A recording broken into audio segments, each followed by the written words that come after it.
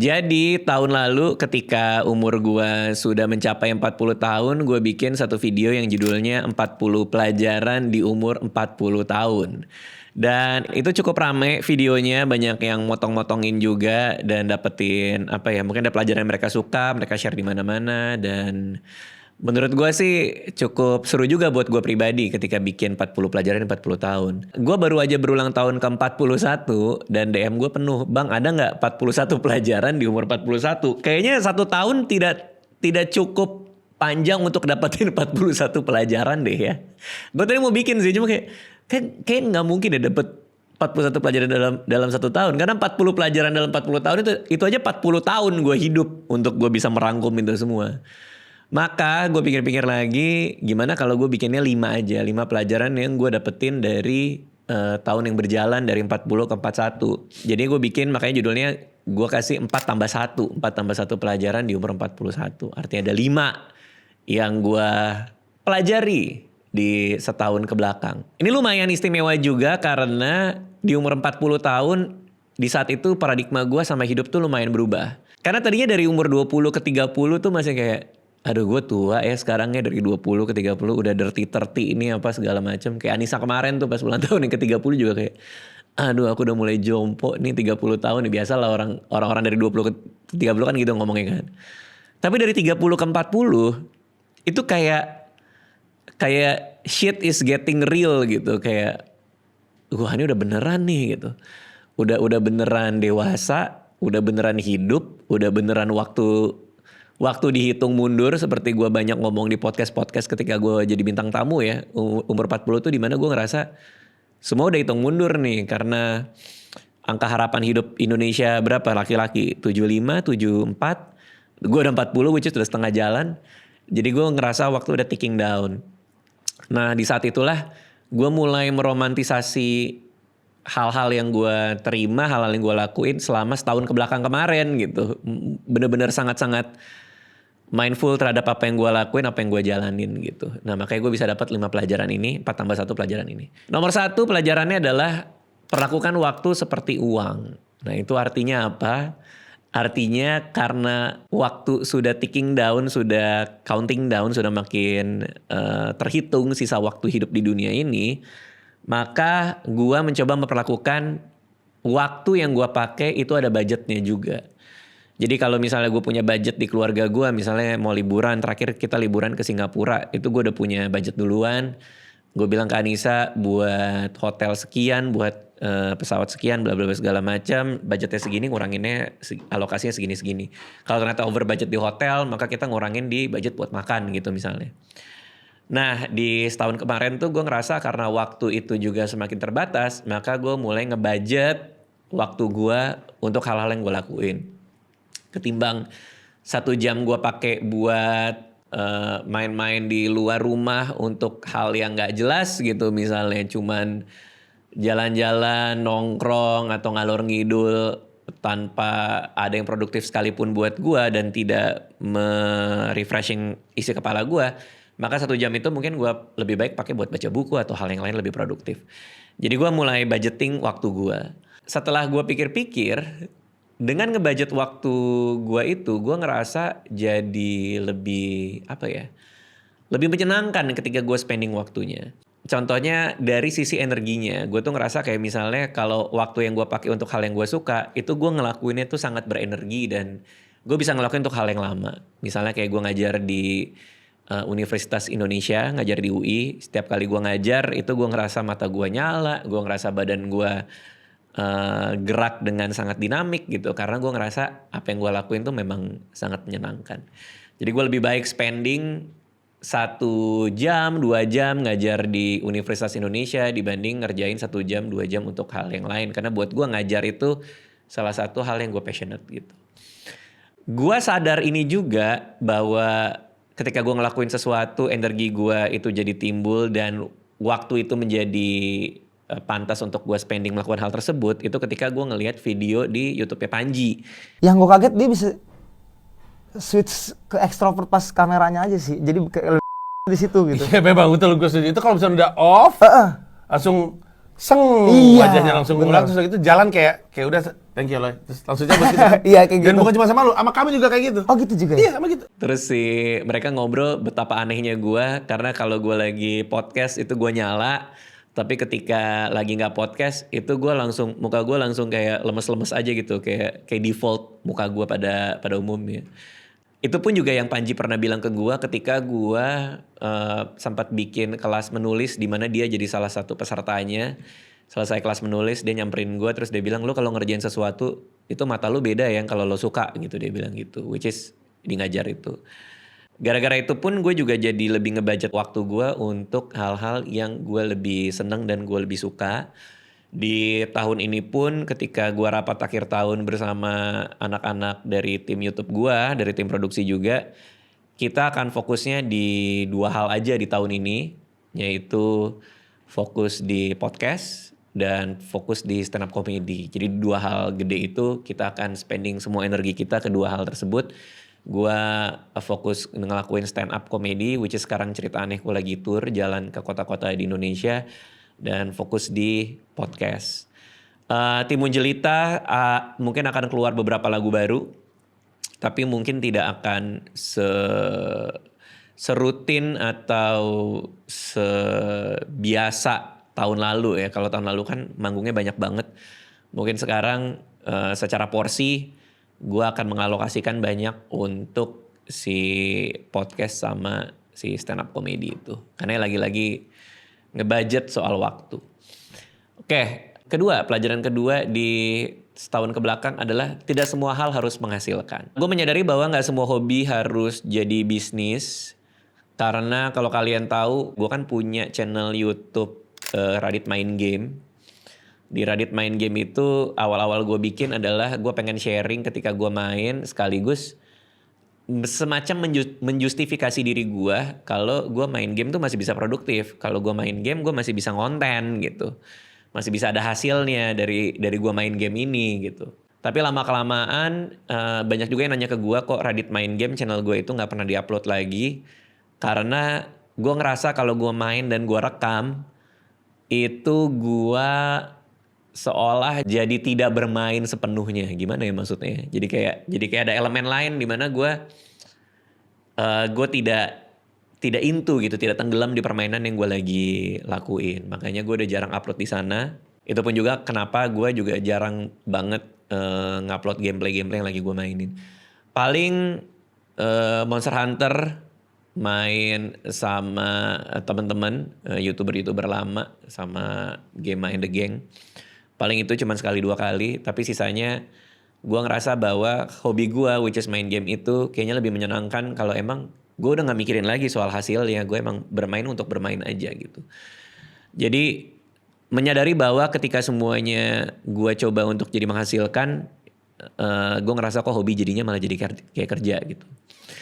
Tapi tidak menutup kemungkinan juga akan ada banyak game-game yang mungkin gue suka yang gue showcase dan gue kasih lihat ke kalian gitu. Hobi-hobi gue di mana gue kasih lihat, ini seru loh gitu. Cuman ketika gue lagi pengen bener-bener main di hobi itu ya mungkin gak gue kasih lihat gitu. Ini juga yang mendasari kenapa gue bikin D&D online. Kalau kalian tahu di channel gue ini juga ada Dungeons and Dragons, ada kita main game Dungeons and Dragons.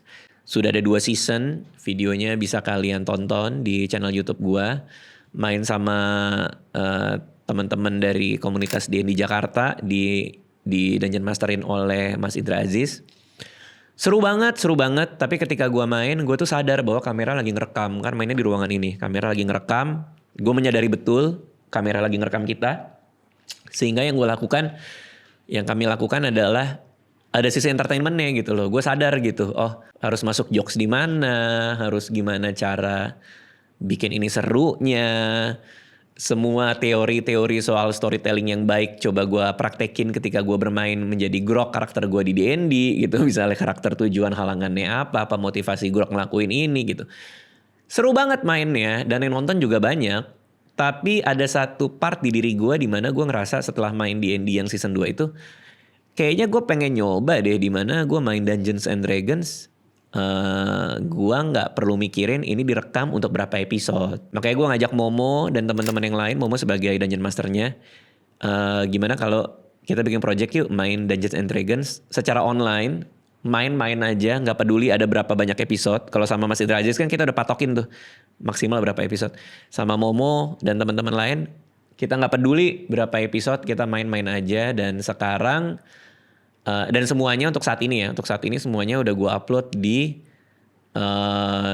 membership, video khusus membership. Jadi kalau mau nonton join member aja, masih ongoing, masih terus bermain. Kita setiap hari Rabu di uploadnya setelah kita main. Itu sudah 16 ya, berapa sih? Sudah ada 17 episode di ND Online. Jadi kalau yang mau nonton aja, join membership Raditya Dika. Suatu hari akan diupload di public, jadi kalau nggak mau join juga nggak apa-apa.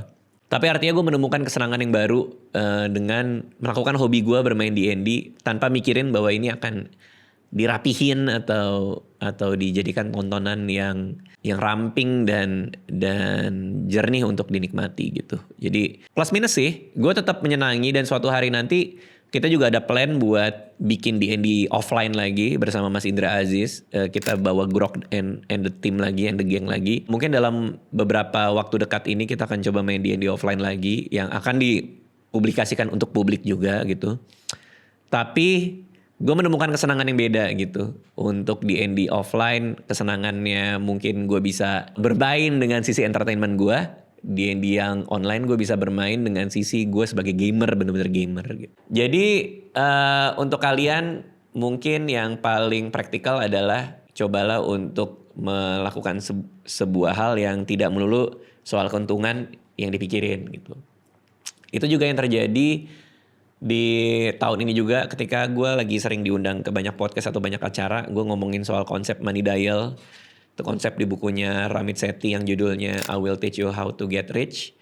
Dimana dia bilang bahwa di hidup kita itu lo boleh hemat gitu, lo boleh nyimpen duit. Tapi kayak lo perlu satu tombol dimana kalau lo pencet lo bisa spending apapun gitu. Karena kan kerja udah capek, keringat udah keluar banyak. Boleh lo spending duit buat satu hal aja. Tapi cuma satu hal gitu.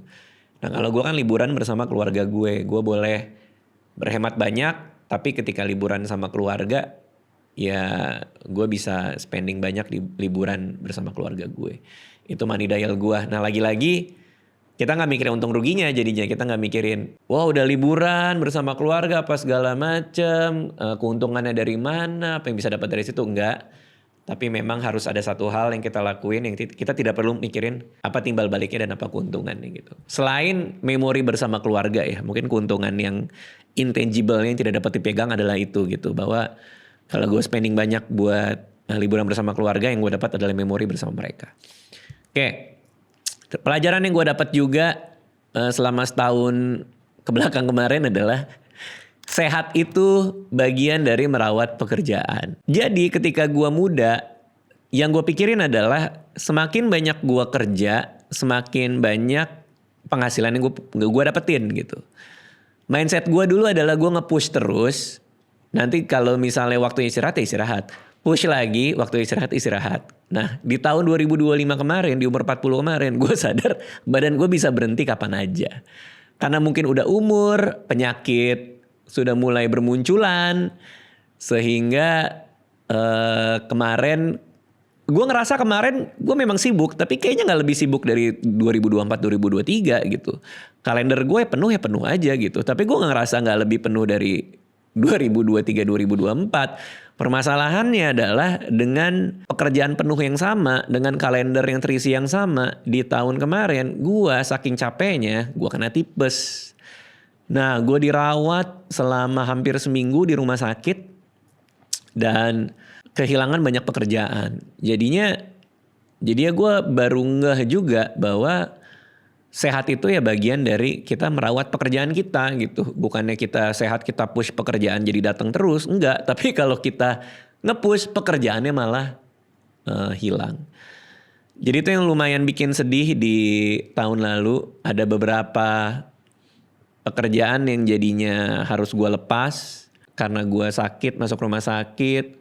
Terpaksa gue harus melepas pekerjaan. Gue jadi MC di acara YouTube. Itu persiapan udah lama banget. Gue harus lepas. Gue gak datang di salah satu acara Grab di kota Makassar. karena gue masuk rumah sakit. Untung semua mengerti karena memang force major juga, karena sakit juga. Tapi yang paling sedih adalah gue nggak batal manggung di Jazz Goes to Campus di UI. Itu sedih banget karena sakit. Karena ketika gue SMA dulu, zaman ngeband dulu, JGTC itu Jazz Goes to Campus di UI ini adalah acara yang setiap tahun gue datengin gitu secara rutin sama teman-teman band gue. Punya mimpi suatu hari gue manggung di sana. Dan gue seneng banget ketika tim Munjelita band gue diajakin main di JGTC.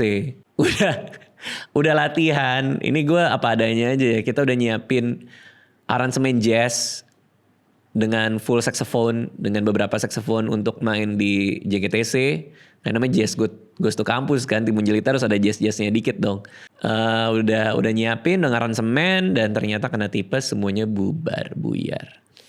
Ini pertama kali harus cancel pekerjaan segitu banyak karena sakit. Seumur hidup gua gak pernah cancel pekerjaan, gua gak pernah batal bekerja karena sakit. Seumur hidup gua.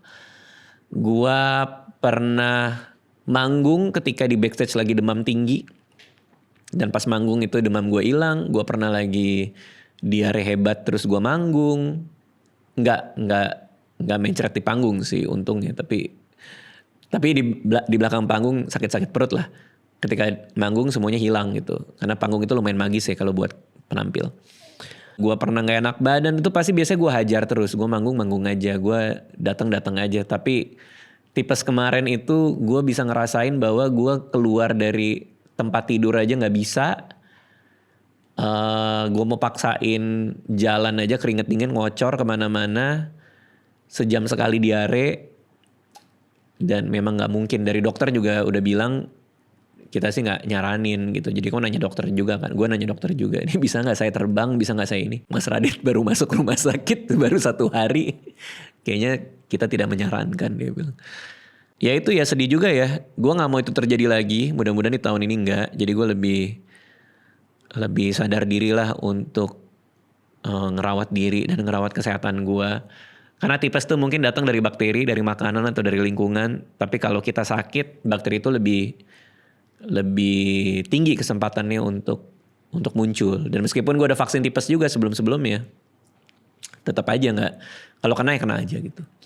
Pelajaran yang keempat adalah hadir itu lebih penting dari ada. Oke, ini gue mencoba membedakan 2 hal gitu ya. Hadir sama ada. Menurut gue ini 2 hal yang cukup berbeda. Meskipun bisa dibilang sinonim ya. Lu buka kamus KBBI mungkin artinya sama aja. Tapi kalau gue berusaha membedakan hadir sama ada.